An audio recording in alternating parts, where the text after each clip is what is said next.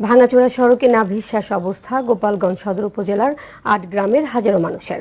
সংস্কারের অভাবে উর্ফি ইউনিয়নের নিচুপাড়া মুক্তিযোদ্ধা সোলাইমান সড়কটি চলাচলের অনুপযোগী হয়ে পড়েছে।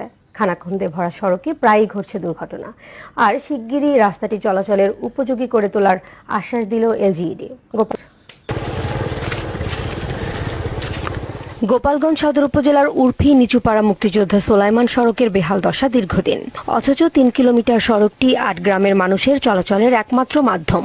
সামান্য বৃষ্টিতেই তলিয়ে যায় রাস্তার বেশিরভাগ অংশ। সংস্কারের অভাবে পুরো সড়কে সৃষ্টি হয়েছে ছোট বড় অসংখ্য গর্ত।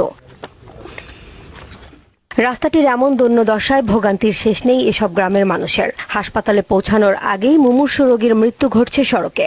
আসার খাইয়া আমি অসুস্থ, আমি ডাক্তারের কাছে যাই এই কয়েকদিন চিকিৎসা হচ্ছে। রোগী নিয়ে আমরা কোন জায়গায় যাইতে পারি না। অবহেলিত এই রাস্তাটা, যদি কোনো মানুষ অসুস্থ হয়ে পড়ে তাদের হাসপাতালে নেওয়া দুষ্কর হয়ে যায়। যান চালকরাও জানালেন সড়কে সীমাহীন দুর্ভোগের কথা। যানবাহনও বিকল হচ্ছে ক্ষণে ক্ষণে। আমাদের প্রায় 1 কিলোমিটার রাস্তা একেবারে বেহাল অবস্থা, তাতে কোনো ভ্যান রিক্সাও চলে না। যার কাছেই যাই, চেয়ারম্যানের কাছে যাই, উদ্বোধনের কর্মকর্তার কাছে যাই, শুধু আমাদের আশ্বাসই দেয়, কিন্তু এই পর্যন্ত আমরা কোনো সফল পাইনি।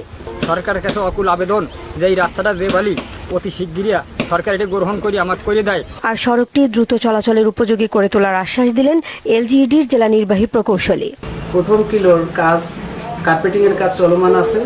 বাকি 2 কিলো 300 আমাদের একটি প্রকল্পের ডিপিপিতে ধরা আছে, যা আগামী বছর হয়তো আমরা করতে পারবো ইনশাল্লাহ। শুধু আশ্বাস নয়, প্রতিশ্রুতির বাস্তবায়ন দেখতে চান স্থানীয়রা।